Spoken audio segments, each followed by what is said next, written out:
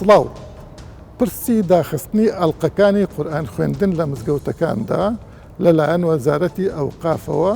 هەڵایەکی گەورەی لەسەندرایەوە. ئایا ئەم بابەتە ڕاستە؟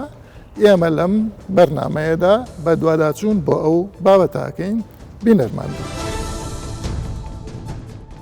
لە ماوەی ڕابردوودا سۆشیال میدیا پڕبوو لە ناڕەزایی دەربڕین سەبارەت بەوەی وەزارەتی ئەوقاف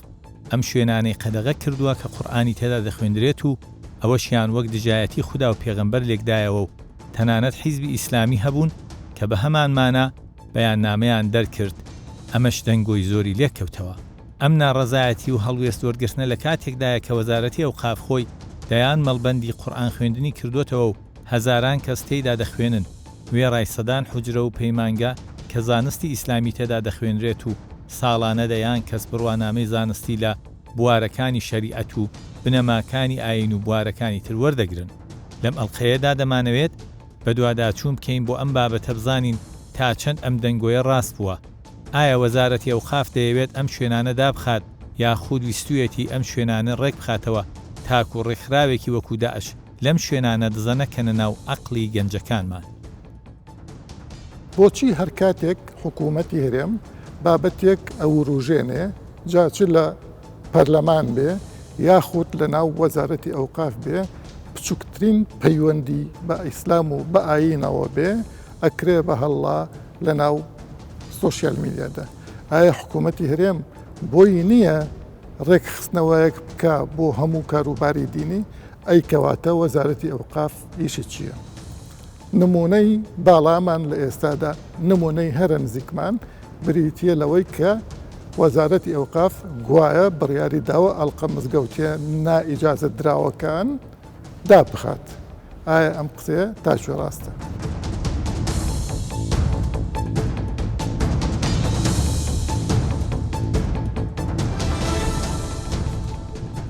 وەزارەتی ئەوقاف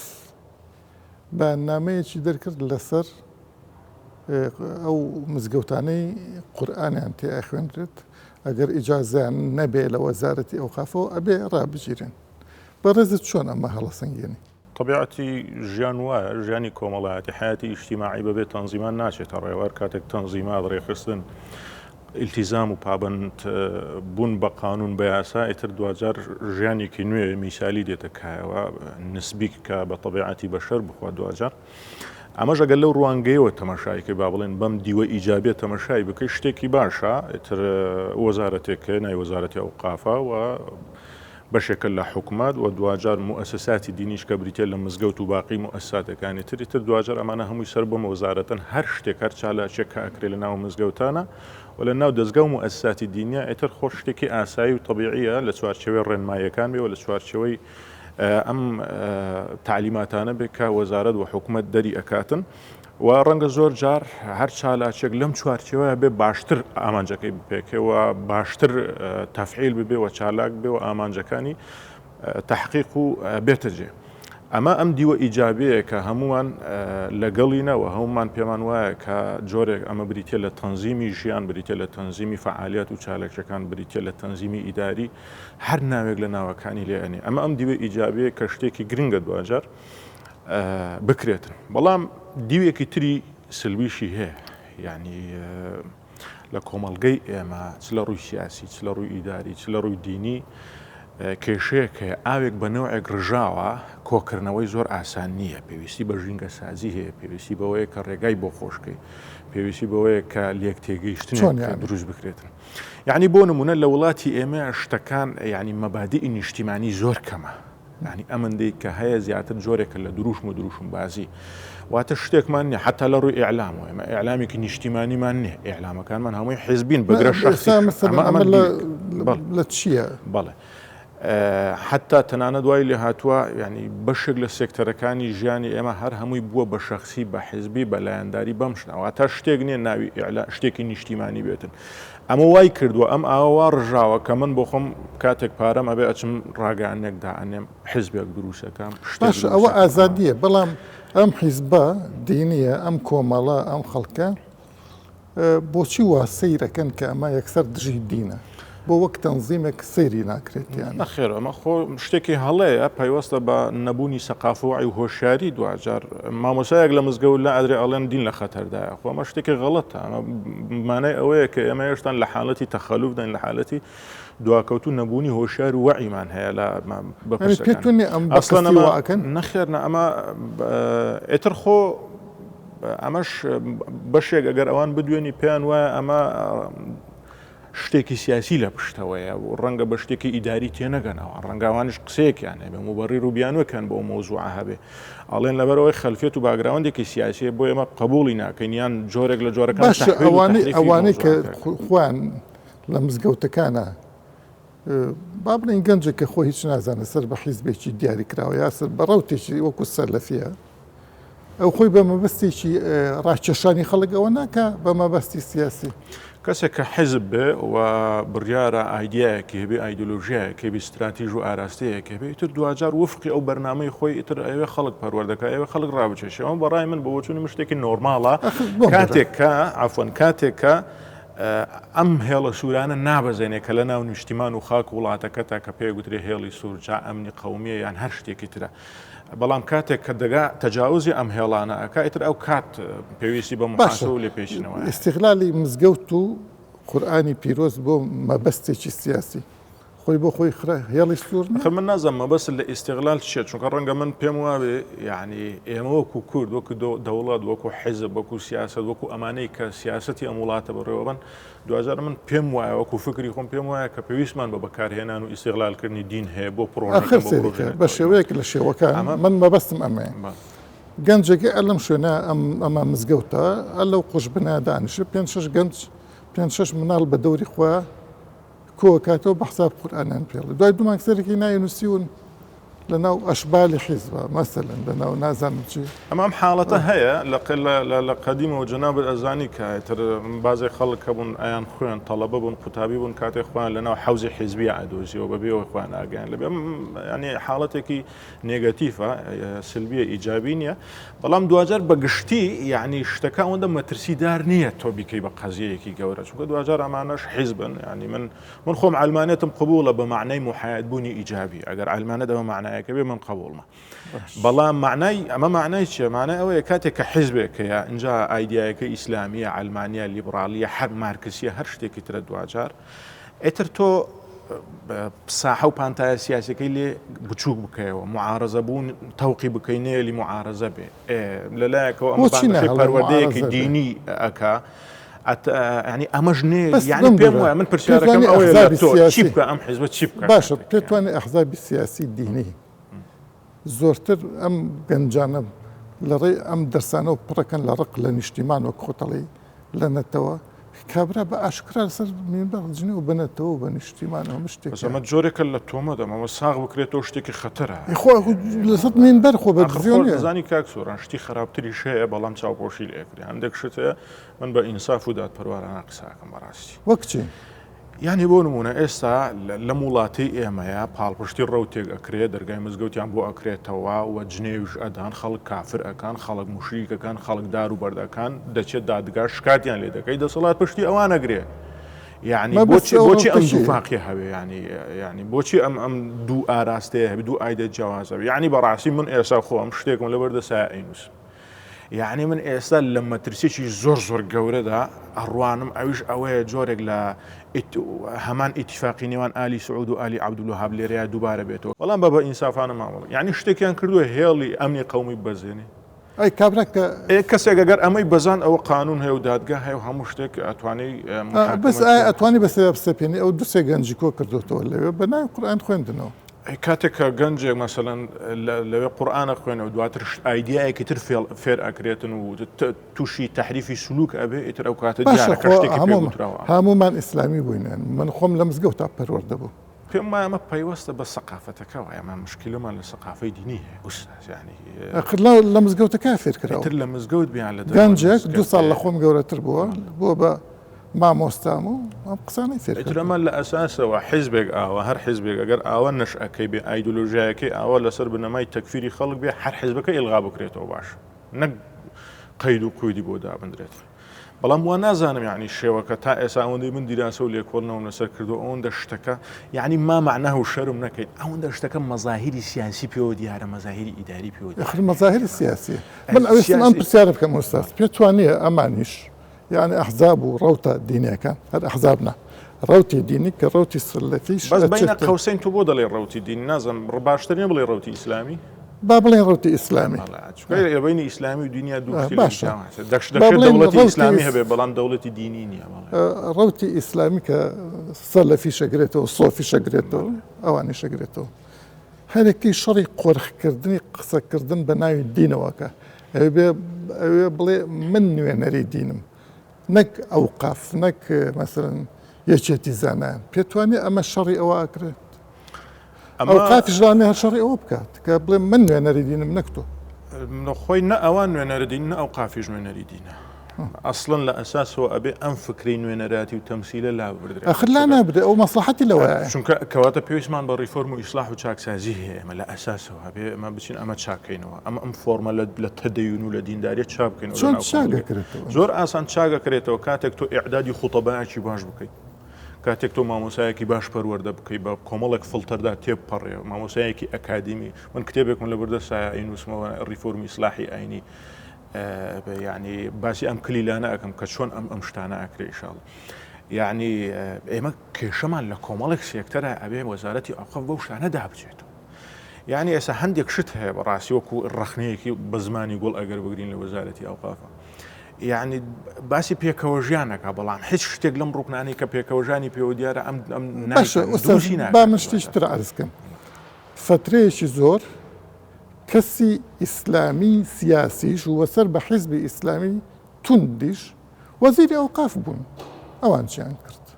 هەروەکو ئێستا نەبوو فەرقی چی بوو يعني ئێترەوە ئایدۆلۆژیا هەیە وساس خۆمە گلەی لێ ناکرێت تۆ مادەم مەبەستمای وەزیری ئەوقاف وەزارەتی ئەوقاف وەک ئێستا ئیشی کرد وساس گیان تۆ مادەم ئیزنت داوە ئەم حیزبە بەم ئایدۆلۆژیا هەبێ ئێتر ئەبێ قبول بێ لە جۆر و ئایدیا پرسیارەکەم ئەمە نەبوو وەزیری ئەوقاف سەر بە حیزبێکی ئیسلامیە بەڵام لە وەزیری ئەوقافەی کە سەر بە مەسەڵەن پارتیە یا یەکێتی لەو زیاتر چی کردو ئەمیان هیچ شتێکی نەکردووە بە معنای ئیبداع و داهێنان و جیاواز لەم فۆرمە تەقلیدەی کە با بڵێن ئومەتی ئیسلامی بە بڕیمەتی ها لەسەری ئەڕواتن مەبەست چالاکی و شتی پرۆژە و شتی هەبووە ئیشی کردو بەڵام کە باسی کە هیچی نەکردو مەبەستمان ئەوەیە ئەمەی کە پێ گوترێ ئوسوڵ ئەم شتێکی جیاوازی لەمە نەکردو کە متتەبع لە ناو مجتەمەعی ئێمەیە سەدان ساڵ یان هەزاران ساڵ مەبەستم وایە لەگەڵ وەزیرە پارتی و یەکێتێکە هیچ فەرقی نەبووە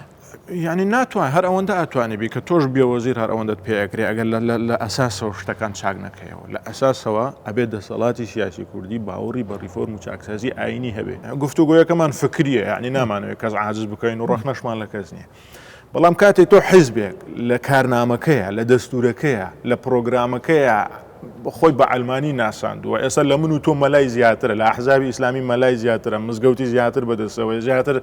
بانگەشی دین و ئاەت یعنی ئەم تێکەڵی و پێکەڵیە زۆر عەجیبە یعنی ئینسان سەری لێ ئەسۆمێت دەبێت شتەکە بەرچاو ڕوون بێت ئیسلامێکش ئەروانیە یعنی ئیسلامی حیزبە جیاوازە تۆ وەکو دەسەڵات وەکو حکوومەت تۆ شتێکت تەبەنی کرد ئەو کات ئیسلامی ناتوانانی تەجاوزی ئەوەی خۆی بکاتن ئەو کات بە ئاسانی کۆنتترۆل ئەکرێ و ناتوانرێت لە تعالیمی حکوومەتە دەربچێت بەڵام کاتێک تۆ ئاوەکەت ئاوا ڕێژ وەکو بیدایەتی گوتم شتەکانت هەمووی نیشتیمانی نییە هەر یەکە بۆ خۆی کەناڵێکی هەر یەخۆ بۆ خۆی بارەگایەکیە تۆ کاتێک ئیزنت داوە صاحبی ئەم مزگەوتە دروست بکە ئیتر کەمادەم ئیزنت داوە ئیتر ئەم ئازادە لە ناو مزگەوتەکەیە چێکە چونکە ماڵی خۆیەتی تۆ کاتێک بارەگایەکت بۆ کردوتەوە مۆڵەتی بارەگایەکەت پێداوە مۆڵەتی حیزبەکەت پێدا بگورە با فکرەکە بگەێنم یعنی مۆڵەتی حیزبەکەت پێداوە و حیزبەکە بە قوتعە و بە ناونیشانی خۆی هەیە و دوجار ئیتر لە بارەگای خۆی چالاشی ئەکا لە بارەگای خۆی خەڵک من باسی هەندێک شت ناکەم کە باسەکرێ ئەگەر ئەوانە بکرێ بەڕاستیمە کاریسێ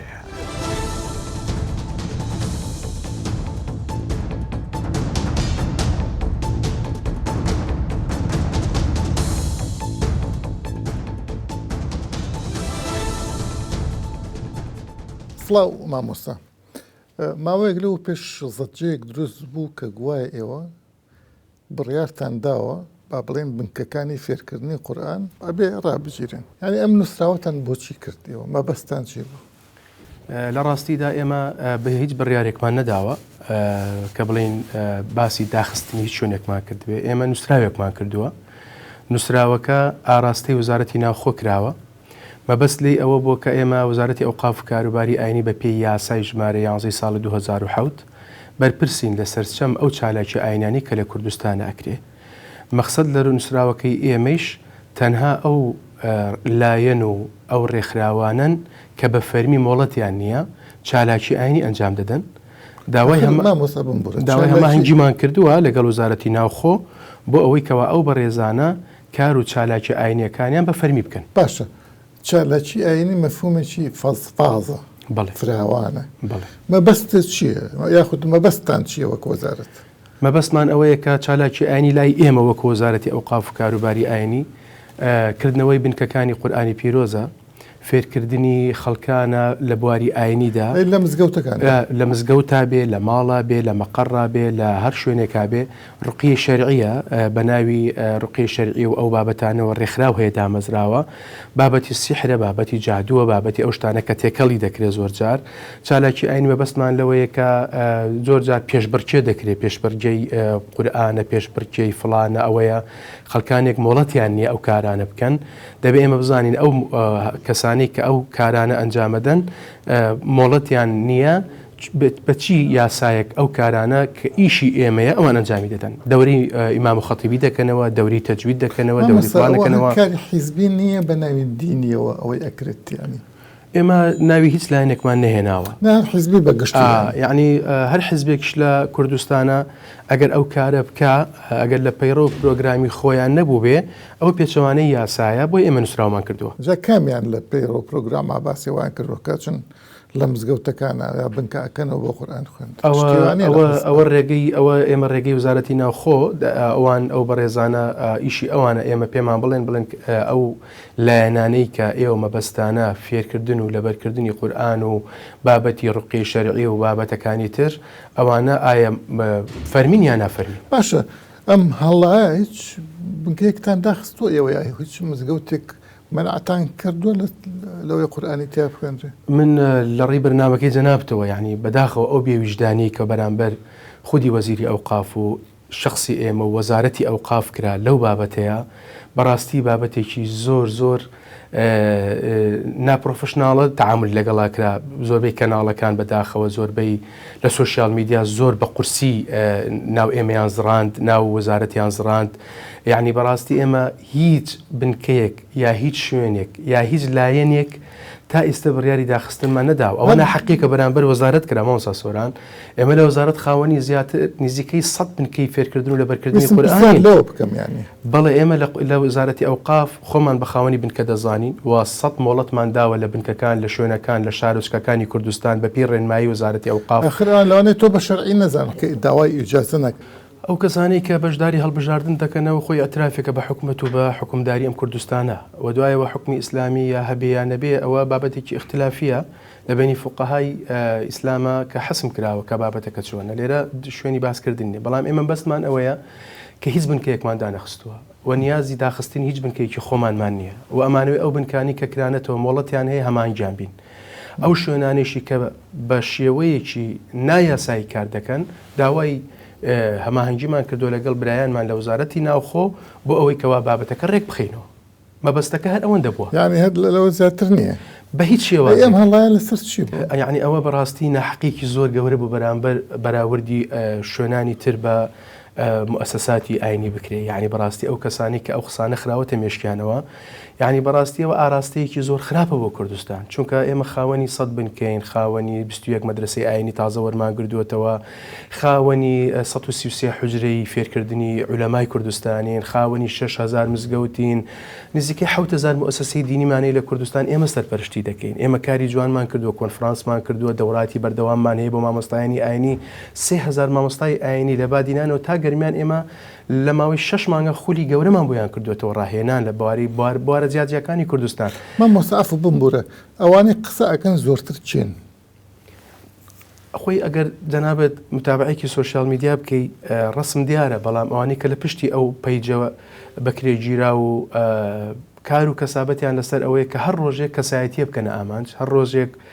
وزارەتێک بکەنە ئامانج هەر ڕۆژێک لە کوردستانە تەوەرێکە بێ ئەوان خەڵکان فێری جنێو بکەن فێری تەشیرکردن بکەن فێری خاک و نیشتیمانە شایانی ئەوە نیە کە ئینسان خزمەتی بکات دەبێ ئەو خاک و نیشتیمانە بەردی تێبیگیرێ دەبێ ئەو خاک و نیشتیمانە کەسایەتەکان کە دەرەکەون دەبێ بشکێنەوە ئیتر منافەسەی سیاسیە منافەسەی حیزبیە منافەسەی دەرکەوتن و کەسایەتیە ئەوە لە کوردستانە بەداخەوە لە سوشیال میدیا پێویستی بەڕێخستنەوەیکی زۆر گەورە هەیە. زۆر باشە ماوەک لەو پێش لیژنەیەکەوە بزانم لە پەرلەمانەوە ئەوە چی بوو؟ هەر لەسەر ئەو بابەتەی کە ئێمە نووسراومان کردووە برادرانی پەرلەمانی کوردستان ئەو بەڕێزانە دیارە لە جەسەی خۆیانە باسییان کردووە بەڕێز جەنابی سەرۆکی پەرلەمان شاندی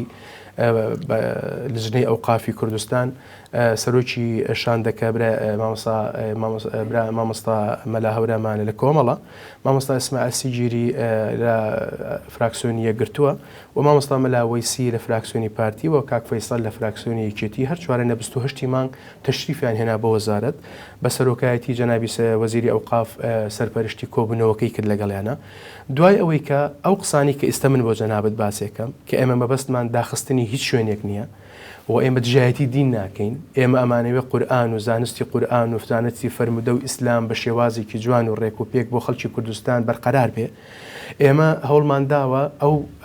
کەیسانی کە هاتووە بۆ لای ئێمە مەترسیدار بوونە لەسەر ئەوەی کە ئەبێ ئێمە بتوانین ئەو کەسانی کە مۆڵەتیان نییە مۆڵەت پەیدا بکەن لە بەروی فکری و هزری توندڕەوی بڵاو دەبێتەوە خۆمان دەزانین لە کوردستانە ناوە گروپی چەکداری یا گروپی توندڕەوی دەگیرێن ئەوانش هەمووی هزری لە پشتیانەوەی یا پەروەردەیەکە ئێمە ناڵین هین ئەو شوێنانن کە بە فەرمی ئیجازەیان وەرگرتووە ئێمە دەڵێن ڕەنگە لە شوێنانێک هەبن ئەو کەسانە بە فەرمی ئیجازەیان نەبێ ئەگەر باسی برادرانی پەرلەمان بۆ جەنابەت بکەم ڕوخسەتم بدەی یعنی برادرانی پەرلەمان هاتن ئێمە بە دوور و درێژی بۆیانمان باس کرد بۆیە هەر ئەو ڕۆژە ڕۆشتنەوە لە پەیجی پەرلەمانی کوردستان بەیان نامەکە ببینن کە ئێمە لە وەزارەتی ئەوقاف و کاروباری ئاینی داوای هەماهەنگیمان کردووە لەگەڵ ئەو ڕێکخراوانی کە لە ڕێکخراوە ناحکومیەکان مۆڵەتیان وەرگرتووە کە هەماهەنگ بن لەگەڵمانە نەک ئێمە بڕۆین تەفتیشی ئەو شوێنانە بکەین و دای بخەین و ئەو ئیشی ئێمە نییە بەڕاستی دووەمیان داوامان کردووە لە وەزارەتی ناوخۆ ئەو شوێنانەی کەوا مۆڵەتیان نییە مۆڵەتیان پێ بدرێ بۆیە بەیاننامەکەیان وەلا جەلسەی پەرلەمانی چواریدا سەرۆکی لژنەی ئەوقاف بەڕۆن و ئاشکراوتی ئەو کێشەیە بوونی نەماوە وەزارەتی ئەوقاف هیچ بنکەیەکی دانەخستووە و هیچ بنکەیەکی داناخە لە یەکتێنەگەیشتنێکە بووە ناحاڵی بوونی و ئاراستەکردنی ئاڕائێکە بۆ لە لای جەماوەرێکی تایبەت بۆ ئەوەی کەوا ئەو بابەتە لە مەساڵحیان ئەدرێ یاخود لە بەرژەوەندی خۆیان بەکاری بێن. دوا پرسیارم پێتوانێت ئەمە شەڕێک بێت لەسەر قۆڕکردنی ساحەی دینی مثلا جماعاتی ئیسلامی ئەحزابی ئیسلامی مەرجنی ئەحزاب بنیانی گروپە ئیسلامیەکان شەڕ لەسەر ئەوەکەن کە ساحەی دینی کوردستان بخوان قۆڕکەن یەکێک لەو لەمپەرانی لە بەردەمیانە بریتێ لە وەزارەتی ئۆقاف هەیئەی زانایان یا لیژنەی فتووە پێتوانێت شکاندنی ئەم ڕەمزانە بۆ ئەوێ کە بڵێن هەر ئێمە دیفاع لە دینەکەین ئەوانە دوژمنی دینن ئەوە بۆچوونێکە لەو بۆچوونانی کە خەڵکان باسی دەکەن ئەوەی کە جەنابەت باسەکەی بەڵام ئێمە زۆر پشت قایمین بە دڵسۆزی خەڵکی کوردستان بۆ تێگەیشتن لە واقعی کە جەنابەت باسی بەس پێتنی ئێوەش کەم تەرخە من لەم تێگەیاندنەی خەڵک ئێمە کەم تەرخەمی ئێمە لە مزگەوتەکانی خۆمانە نوێنەرمان هەیە مامۆستایانی ئاینی بەڕێزن کە دائیمەن کۆنتاکیان لەگەڵ هاوت جەماوەری خۆیانە هەفتانە نزیکەی ملیۆنی خەڵک زیاتر دیە گوێ لە پەیامەکەی ئەوانەگرێ ئێمە پەیامان ڕێخستووە لە کوردستانە ئاراستی پەیامەکانمان سیاسی نییە حزبی نییە ئەخر پەیامتان بەچێ ڕێکخستووە خەتیبەکان زۆربەی سەر بە